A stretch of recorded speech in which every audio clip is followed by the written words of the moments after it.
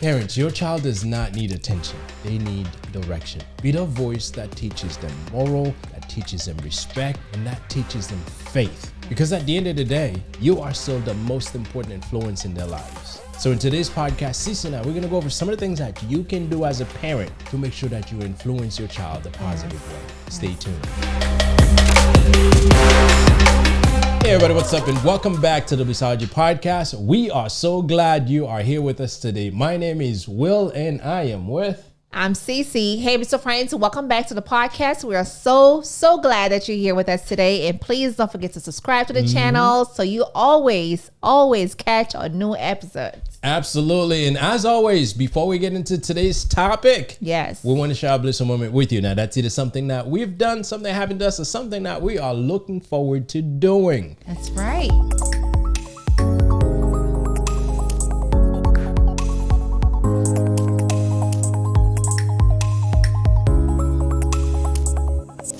So, what's your blissful moment? Well, this is a breezy moment.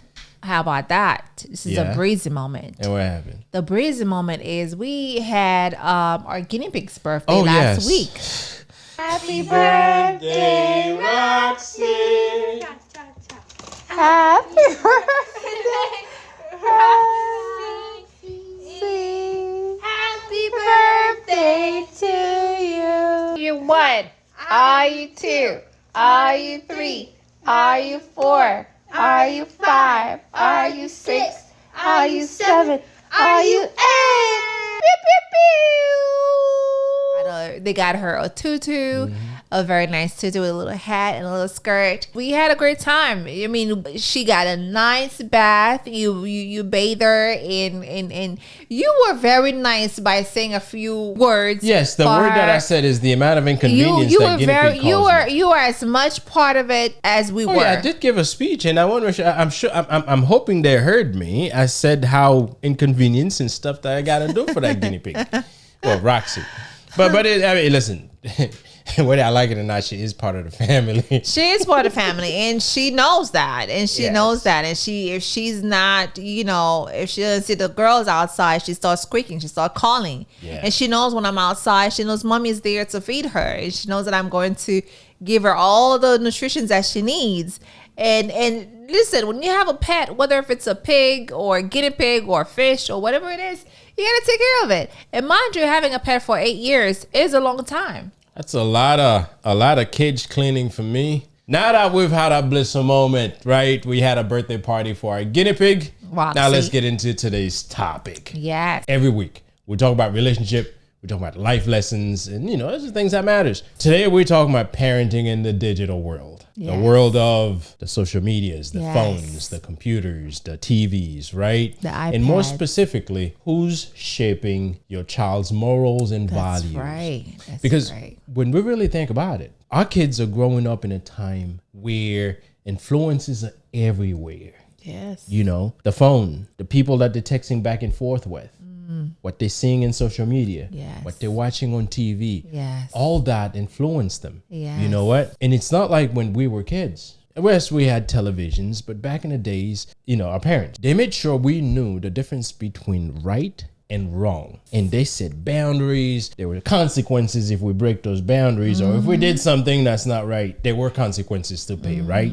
They taught us how to respect. Oh, yeah. You don't touch what's not yours. You respect your elders. You get home at a certain time. You do all these things, and obviously they discipline you. And this is where the consequences comes in. Man, I'll tell you, if you do something, you know what it cost, right? You never questioned what your household stood for. No, I never did, and I'm sure you never did. No, you knew. A whooping. You knew what you're supposed to do. You knew what's right and knew what's wrong. So, and that's what makes this conversation today important. As parent, we've got to take back that role, the role of being the influencer in your child's life, being the person that helps your child see this world and help them function in this world. Because if you don't teach them what's right, the world will teach them what's wrong. That's true. Oh my goodness. Hey, I'm standing here today because of the things that I got. Let me tell you, when I think about, I think you mentioned this earlier, the boomers, which is our parents' generation, our grandparents, right? Yes. They raise their kids on structure. Oh, yeah. Right? On morals, disciplines, and of course, respects. You respect your elders. You said, yes, ma'am, no, ma'am, yes, sir, no, sir. And you knew better not to talk back to them. Oh, yeah, absolutely. Man, if I talk back to my parents or my grandmother, may she rest in peace, I get the whooping, I get the slap in the face. And I'm pretty sure you get the same thing. Yes. I mean, there's certain things that you could not do. Now, that didn't mean you couldn't ask questions, though. I think as kids, you can ask questions. We couldn't ask questions. I couldn't ask questions as a kid. As a kid, is you do what I said. You do this. Oh, yeah. In terms of the instructions, yes. Right. They tell you need to do this. You need to. You don't ask questions. Why? We're taking you places. You don't ask where we're going. Yeah. How long we're gonna get there? Like my daughter does all the time. Mommy, how long is the drive? Asking what time it is. What time is it? How when is this thing over? Yeah. When is it over? How long are we gonna be there for? What is gonna happen? My parents taking me and my brother somewhere. We going to sit our behind down and sit there until the thing is over without asking questions. And you know what? And this is where that discipline comes in. You gotta teach your children their place. Now, again, I'm big in children has to be able to express themselves. Right. Oh yes. And this is one of the reasons we don't get on our children if they ask questions. No. I believe questions allows us to conversate. Absolutely. But and I want that for when we were coming up, yes, that helps us stay in our lane. Yes. I'll tell you that. You get out of that lane, you get put right back. Listen. But I tell you, it wasn't always easy though. No. No. But it built character. Yes. Yes. There were clear standards and there were clear discipline. You know what would happen. Yes. If that went wrong. Now, I know there's been a few cases where I did something I shouldn't have done. Oh, I got to the house. I was already on my knee waiting for whatever's coming. For the whooping. Now, that got me out of many issues. Mm-hmm. By the time that I'm on my knee, my mom felt bad already. She's like, you know what? I forgive you. My brother, on the other hand, that was like completely different, right? But you knew what was coming. Right. Because if you did something wrong, there's no way around it. There's no way. There's no way. If you're like me, you trick your parents into feeling bad for you, but that didn't always work. Yes. Right? They taught you work ethics. Yes. Oh, yes. Till this day, I go to work. Mm-hmm. If I'm going to be there 1 minute late, I feel so bad, and my boss would know. And I try not to be 1 minute late. 1 minute late, babe? Yes. If I don't get to, but those are things that I was taught that time is important. Right. Oh, yes. And if you're at work, you're at work to work. Right. Not to go and complain and gossip and all that. No, you go to work. I agree. Do your work. I agree. And you leave. So I was taught work ethics, right? Respect, and that's something I need to get out of. I find out that I refer to the elders as mommy and pappy, which is not like, I'm a grown man. I don't think I should do that anymore. Man. Right? So I'm slowly coming back to calling people their names. Yeah. Obviously, I put Mr. in front of it. Right. Now, I got this from how I was raised, right? Yeah. They knew how to hold us accountable. Yeah. The accountability piece was there. And honestly, a lot of us are who we are today. It's because of the home that we came from. Yeah, I agree. Now, I got to say, my mom did most of the work because obviously my dad moved to the U.S. when I was young. But we had a whole community to raise us. And yes, she was a single mom, but you don't mess with her. You don't. Same here. Yeah. Yes, when we were growing up, our parents didn't have to worry about the internet telling us what to believe, what to do, this and that and third. They did what they knew, which was teaching us the morals, the principles, disciplines, and values, and respect, family dinners, right? Although my dad was also here, and so therefore my mom raised me and my brother and my cousin, and then of course we had maids, we had whatever. But it was more so about teaching us what was really important, because those are the things that bring you up as a kid. Well, yes, and there's some routines that they established too, like for instance, going to church. Yes, that's something that you gotta do. Yes, family dinners and Sunday, and of course in church and Sunday. Church and Sunday for me, it was not a miss. So how do you miss some church some Sundays? Listen, I got more responsibilities now, sir. So therefore my body's like, listen, you can choose to go or not. But when I was a kid growing up, it was more like, well, you are not missing a Sunday. If my mom is going to church, I am there with her. There's no, mommy, I don't want to go to church because I'm tired. Yeah. Even when we were still here after, when you and I were dating, I was living at my parents' house. We go party Saturday night, coming home at midnight or 1 a.m. Well, so really you gotta go to church the next day. Well, my mom is still dragging me and my brother, who was older than me. We gotta go to church the next day. I tell you, because if we don't, to this day, if Cece's mom says, "Hey, we're doing this," it'll be a fight for her not to do it. Not like a physical fight, but mentally speaking, she's inclined to just jump up and do whatever. Well, because of the respect that I have for my mom, because have you ever told your mom no? I've never told my mom no. Have you ever told your dad no? No, I've never told my dad no. Whatever they ask me, I am there to do it for them because I feel like I owe them that. I owe this to my parents. I owe them whatever they ask me. I should be able to do it for them because they've done it for me. Yeah. Whatever that I asked them, maybe they were not able to provide it at the time, but yet they still find a way to provide it, right? So I never said no to my dad or never said no to my mom because I feel like it's just not in me to say no to them. Okay. Does that make you not a successful and good person because you never said no? Of course not. So if you obey your parents, you don't lose anything. You don't. You don't. You don't. It's same thing here. I mean, you don't. I don't always have the convenience now that I'm a man. I have responsibility. There may be things that my parents teach me. I may not be able to do it right at that time. Yeah. But I don't look for ways to just say, "Hey, do it yourself. Don't bother me." No, I can't say that. Yeah, and we don't have it in us to say no. Don't bother me. No, I'm not gonna do it today. Like you said earlier, yes. Maybe not today. Mom, let me come by tomorrow and do it for you, or let me come by next weekend or whatever. It's just not in us to say no. Point blank period. I'm not gonna do it because it's just something that's I don't owe that to you. Yeah, leave me alone. Listen, I feel like as kid we owe everything to our parents because our parents do what they needed to do for us to be here, what they could for us to be here.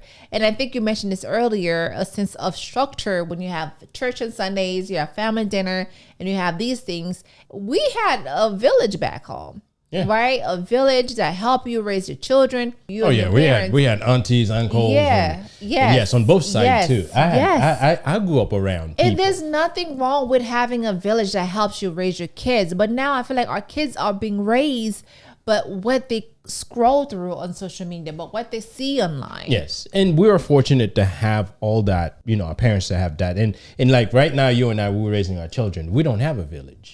We don't have a village. Yeah, the kids spend some time with the grandparents, but they don't have a responsibility to raise our children. Yes. We are doing it on our own now. It's not easy. I'll tell you that. It's not easy. It's not easy. I'll tell you a lot of the things that we got from our uprising, we're making sure that we apply them. That's right. Respect. Yes, you got to have boundaries. Yes. There's certain things I don't believe a child should have. I believe in my heart that parents are still meant to be the most important influence in their kids' life. Oh, I agree. I believe that. Oh, yeah, I agree. But that only happens when parents are intentional. Mm-hmm. That's right? True. You have to set the right intention to be that role in your child's life. Yeah. You can't assume that your kids will pick up good roles by accident. No. Yeah. Those are things that has to be on purpose. Yeah. You have to take the time to show them. Yes. And believe me, kids don't get things from the first time you show it to them. No. You have to continually repeat and make sure that they get it. And help them understand why it's important. Right. And the truth is, influence isn't just what you say. Mm-hmm. No. It's what you do. It's what you show as well. And sometimes it's more what you show than what you say.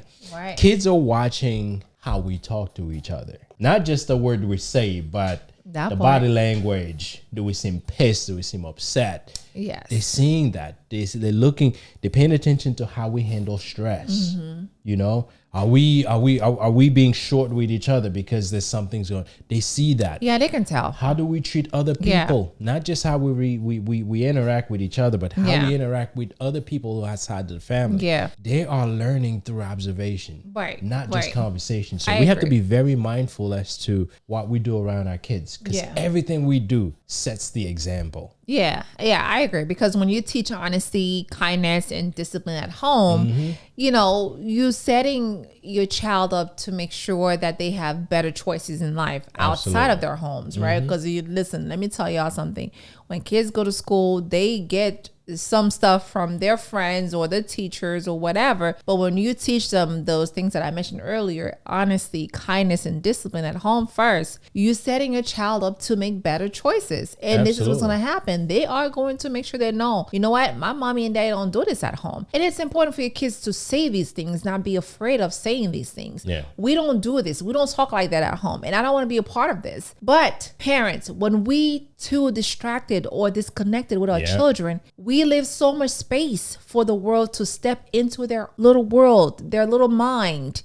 And we really have to stop being on the phone, scrolling, and give all of our attention to our children. Yeah. Because, you know, when you're so distracted, you're living a void in your child's life. Yes. And something's going to go in and fill that void. Yeah. You know, I've noticed that kids today don't lack access. They have access to everything they need. Oh, my goodness. Yes. They just lack direction. From the moment they were born. Oh, yeah. They have access, man. Right now, things that you would have to pay mad money to go learn in school, kids can learn them at a very early age, and it doesn't cost them anything.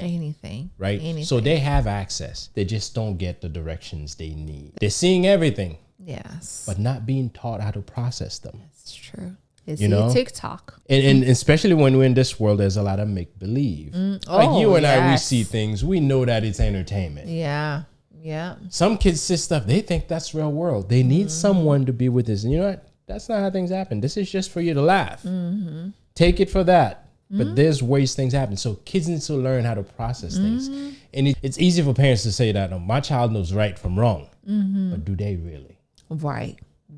Take our children right now. Do they really know right from wrong? Right.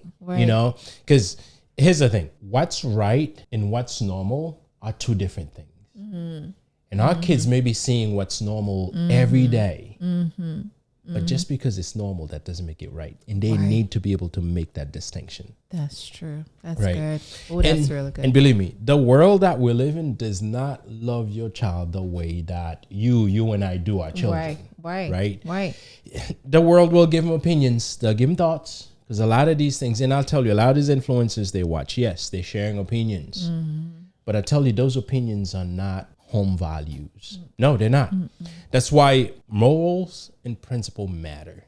They give your child's roots. They give them something steady to stand on. And I'll tell you, when you have something steady to stand on, the moment life starts getting difficult, it doesn't throw you off. No. Because you're solid where you are. You have a strong foundation. Yes. And as parents, you can make sure that your children has a strong foundation to stand on. Yeah, that was really deep. Because let me tell you this, when I talk to parents, I always ask, do you know what your kids are watching? Do you know what your kids are listening to? Who are your kids following online? Because it's not just entertainment. No. The kids may see it as entertainment, but it's all about educating your little ones about what's going on, whoever they're following or whoever they're listening to, right? Or what they're watching. And those messages, you guys, is what's getting their spirit. I always tell this to my kids. What you listen to matters, because those songs that you're singing, you're literally telling your body this. It transforms into your mind. It transforms into you because you keep singing the songs over and over again. And that's why it's so important for you to filter the songs. Because sometimes you don't know. You could be saying something and not knowing what it means. You know what I mean?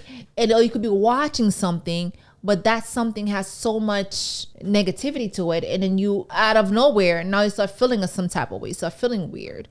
That's why I don't watch scary movies. Well, I watch scary movies, but I can process them. They don't cause me to have nightmares. So, but you know what? And there's a lot of things that we do in our own household just to make sure that we cut down the influence to almost non-existent. Like if you take songs, I think a lot of parents are overlooking the type of music their children listen to. I agree. The type of shows they watch. the YouTubers they follow. Because our kids learn, as I said earlier in the podcast, they learn things from everything they see or everything they listen to. And the songs that are out there, the popular songs.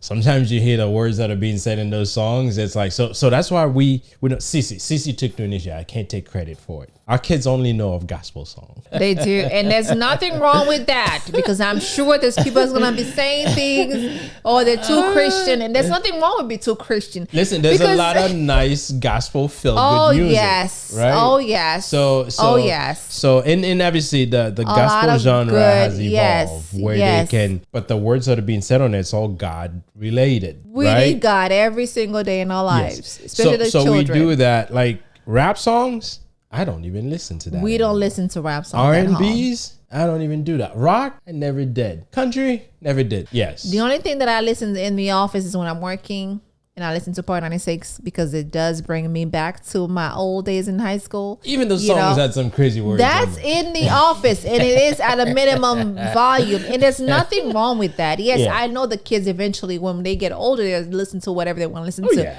But in this home, this is what we set boundaries for. Our kids not listening to rap songs, and they don't really care much for these things. It's not like, we want that for them. They don't really care much. They like what they listen to, and we like it for them. Yeah, and listen. I've run into kids that are real young, and there's some words that are coming out of their mouth. I'm like, where'd you hear that from? Yes. That's what I'm asking myself. Now, I'm not the type who would go and tell someone's kids how to behave. I think that's your parents' responsibility. Yeah, you have this thing where people tell your child things, and you don't want other people influence your kids. No, I don't want no one else influence my kids. I'll do the thing. So don't come and tell my kids that, hey, I used to do this when I was your age, or have you done this? No, I have that conversation. Right. Like if you take, for instance, my kids don't have phones. They don't need phones. Yeah. Who are they going to call? We're here. The friends. No, I don't want you talking to friends. Yeah, if there's a friend you're going to call, you're going to use my phone. You talk to your friends, and then you're done. I take my phone. In fact, they use your phone, not mine. Right. My phone is not a toy. So we set those boundaries to make sure that we have a good idea of what our kids are consuming. Like I know some parents have no idea what the children are watching on YouTube. Right. Yeah.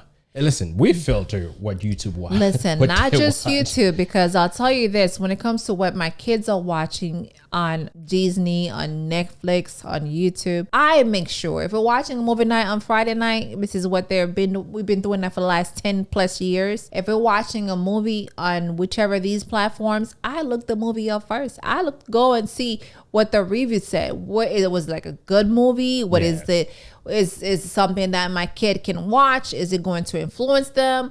Or I watch the movie first to make sure that it's not something that's going to impact their views on things. Because sometimes kids can be very much, they're curious. They want to know, okay, what is this? And I don't want any other things to, get in their mind. Yes, they will eventually. But as long as they are here under our roof, I think it's so important for you as parents too, to make sure that you control who or what your kids is listening to or watching.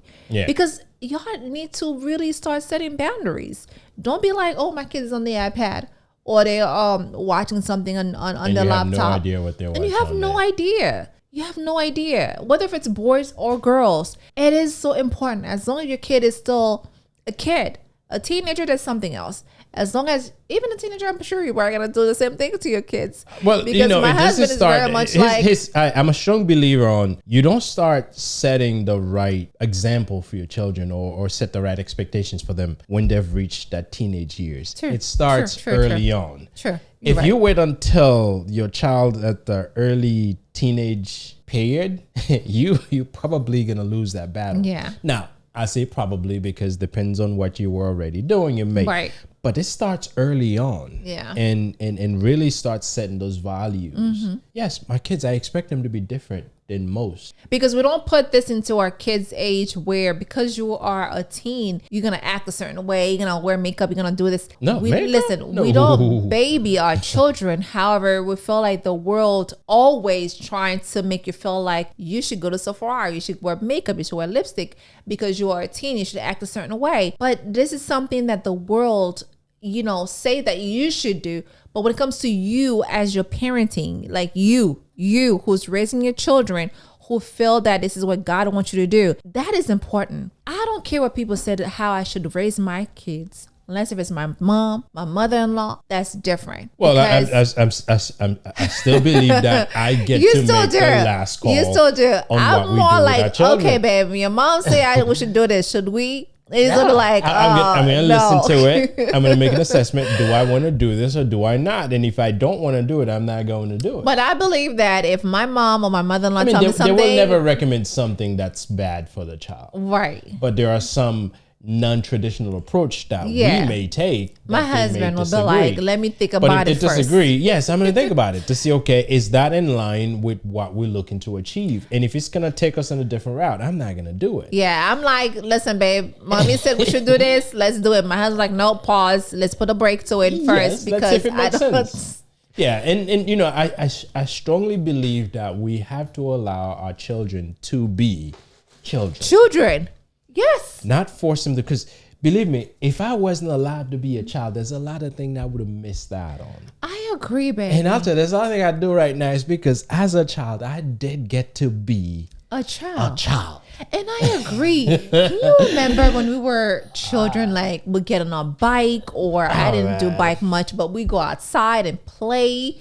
You know, and just do what children stuff. Right. Like my brother and I, when we get back, sometimes we just sit back and we just look at when we were young. Yeah. Yes, we're boys. Yes. We tried crazy stuff. Yeah. But we were children. Yes. And people sometimes don't realize that these phases exist in life for our own benefits. Yeah. We go from childhood to adulthood. There's a lot of things we need to learn in the process. So don't rush your children. Yeah.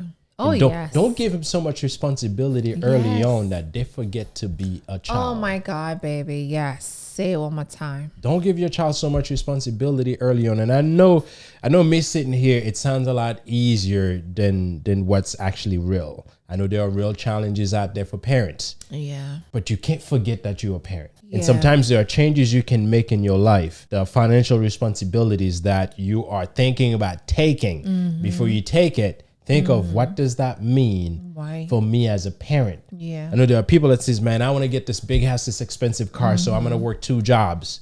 As a mom or as a dad, maybe you should get a cheaper car, allows yourself to work 1 job, but be able to make it to the soccer game for your child or to the volleyball game or be able to take them to school when you need to. You got to think of these things. Yeah. And as parents, the choices we make impact our responsibilities as parents. Yes. So yes, our children are influenced by a lot of things. And for us to be able to know what's happening in their lives, for us to be able to sit and have these conversations that are important, we have to make sure that we put ourselves in a place where we can have them.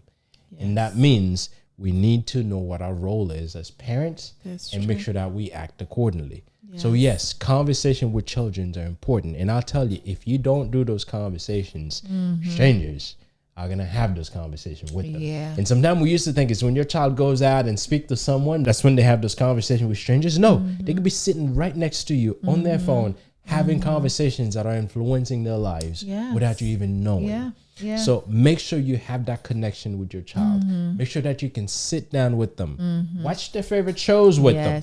Yes. I've watched some Barbie movies. I've watched, what's that show called? With all of these bubbly head dolls. LOL? Those LOL dolls. Shows. I've watched the shows. Yes. Right? Yes. And obviously I've watched them and obviously look at them with my critical eyes to see, okay, does it make sense? And yes, it's all childish, it's all kiddies and so forth. No crazy things are happening in them. Ask them questions. Like Cece turns movie night into almost like a book club type of thing. You watch the movie and at the end of it, she has a set of questions she asks. I do. Now, on those that I stay awake throughout the whole movies, I have answers. Those that I fall asleep in part of it, and this is why she gets on me, right? I do. But we do this on purpose. Yes. Because that allows us to see, obviously, the kids gets to go first, because that allows us to gauge to see, okay, based on what we just watched, what did they get from it? Yes. How did they process it? Yes. What stood out to them? Right. And obviously, we share our thoughts. Yes. Now, they always say I go way into deep, but that's true. My goal in sharing my thoughts is to help them see a different perspective on what we watch. Right. And yes, I go in deep. But that's usually when I didn't sleep. But I tell you what that does, it allows you to build trust with your child. Because when you have this conversation with them, you'll give them a chance to speak. That's empowerment for your children. It is. You know, when they know that my parents are going to listen to me, they give me a chance to share my opinions. Because I know one of the things that we mentioned earlier is that we don't ask questions when we're raising up. We're taking a different approach because we want to make sure that our kids can express themselves. We do ask a lot of questions. And we give them the chance to do that. And Sissy takes it to that movie night thing. But I tell you, that helps them build trust. Yes. You know, they trust us. Yes. We get to trust them. I know after we went to a party and oh boy.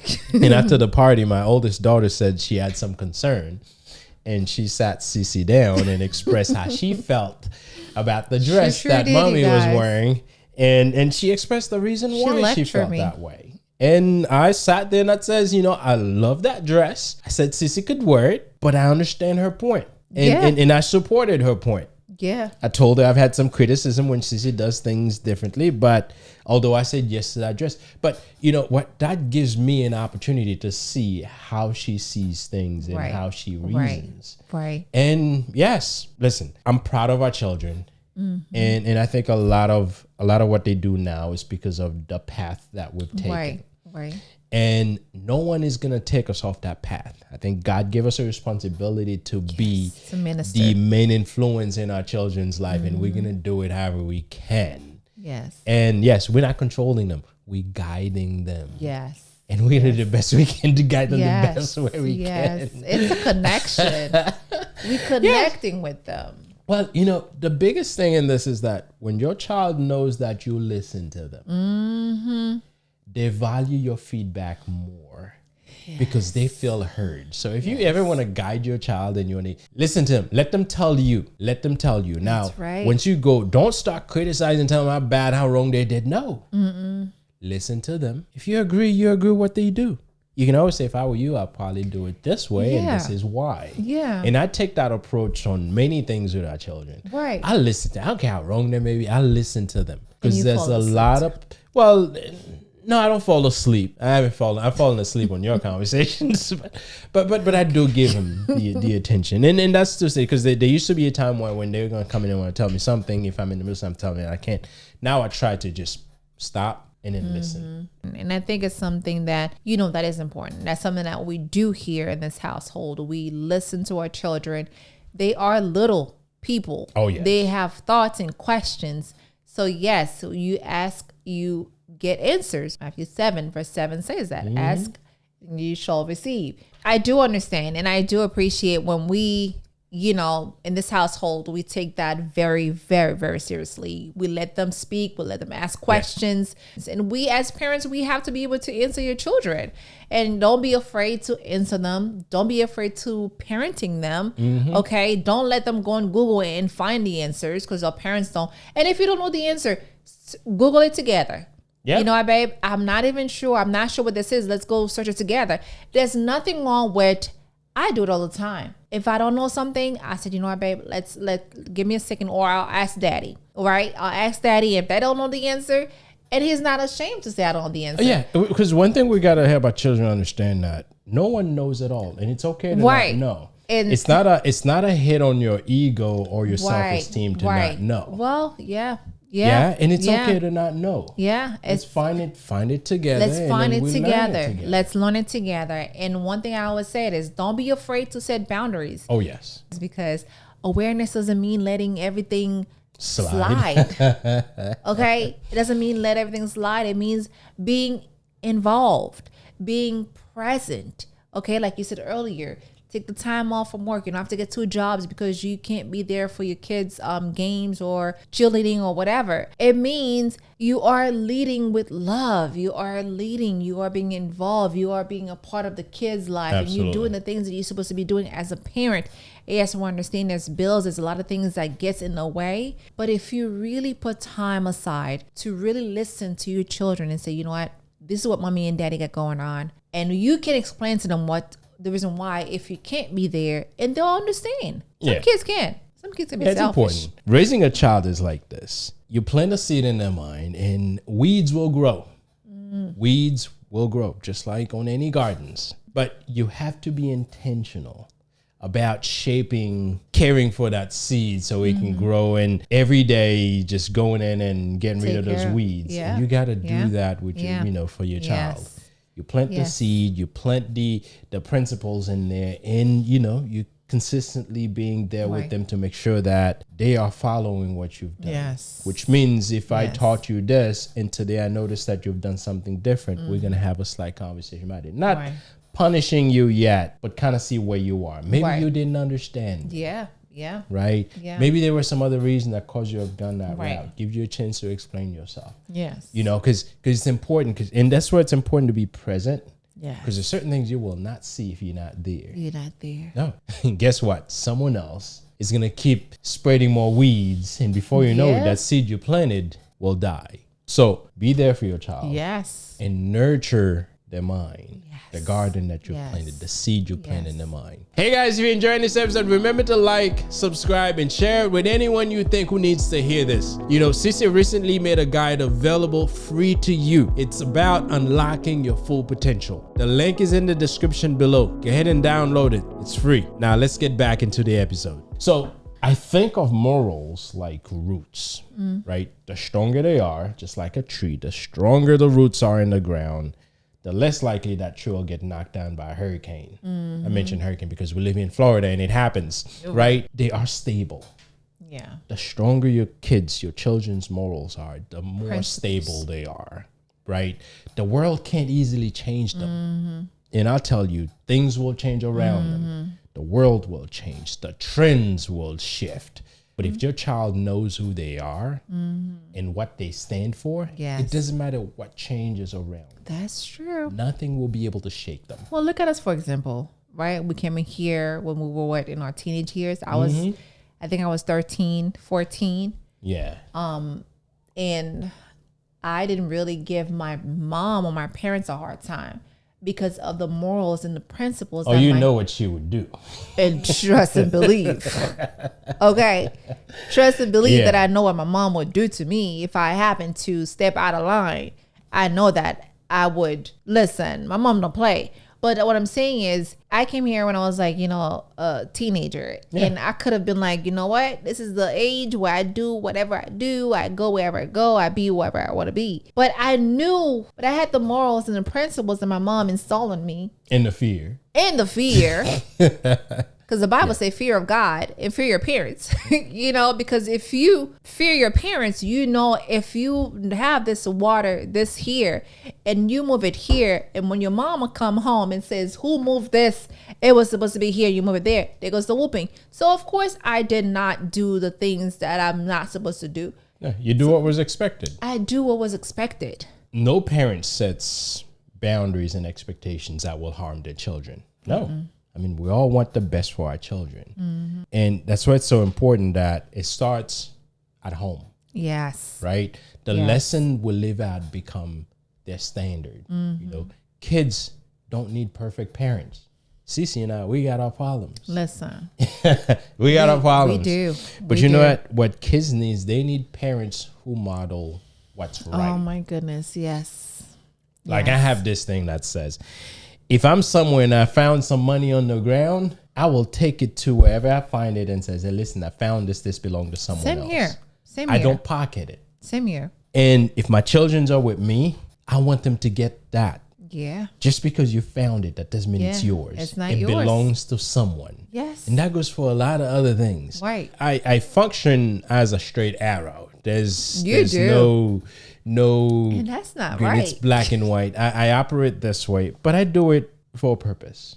I'm raising children and they need to know. Now, yes, I have discretion that I can use, but I try not to, because a lot of the times if you stay true to things, it allows you to not have to answer to other things. So if I know that this is it, this is it. Yes. So I do this just to make sure that the example that I'm setting, that my children are seeing it. Although mom wants me to speed up when the light turns yellow, but hello, somebody. I don't. I do. Man, I am so into this. We're driving last night and this light was flashing yellow, which means you can still go because you get the right of way. I find myself stopping and then I'm like, why am I stopping? I'm like, see, this is what the he light calls is flashing yellow. Yeah. This is the moral in you. This is why I worry sometimes when you're on the road. And the thing is, that's why, we have to be intentional and we have to teach our children how we live life. Yeah. Okay. Because our kids are watching everything that we do.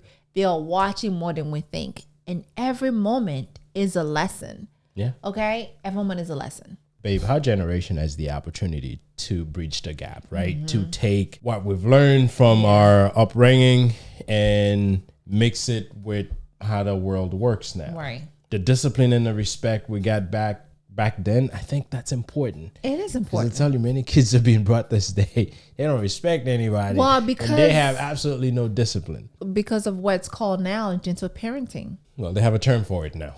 I didn't know that. I guess it's a thing. The discipline we learned back in the days, and obviously the respect, we can combine it with empathy and obviously understanding, because I think our kids these days have so many opportunities to really understand stuff. The amount of information they have access to, the amount of knowledge that they can gain. Yes. So if we take those, we pair them together, I think we can help our children function in this world much better than what the norm is. And our goal in this household is to do whatever we need to give our children the best that we can. Right. Yes, exactly. And it's not about parenting the old way, our parents' way, or the new way, with millennials, which a lot of millennials are gentle parenting their children, and I know I've heard it many, many times. I don't think we gentle parenting our kids though. No. I think we kind of like very much like our parents' way, because we have a little bit of both, where sometimes like, baby, it's okay. Let it slide. Well, my husband is on the other hand is like, no, we are going to do this right now, or whatever. I think it's about parenting God's way, where leading with trust, leading with love, and leading with consistency. Because when you combine faith with morals and presence, you raise kids who can stand firm in any season of their life. Yep. And I think that is so important when we are raising our children in a way that God wants us to raise them. Absolutely. Because a lot of time we are trying things, we are doing things. Oh my goodness, how am I going to raise little John or whatever? But when we ask God, how do you want me to raise this kid? There's a lot of parents out there. I understand the single parents who do their best to raise their son or their daughter, but the kids sometimes can be hard-headed and it's hard for them. And we know that. We see them. We know it's hard. Yeah. However, at the same time, if you are having a hard time raising your children, it is so important to go to God and ask God, this is a child that you blessed me with. How do you want me to raise these kids? And eventually you will get an answer. You will get a prayer through him, through the kid, or through you. And sometimes I feel like, with the new generation, we give up too easily. We let things slide. We let you be, you do you go on your iPad and your TV, you do whatever.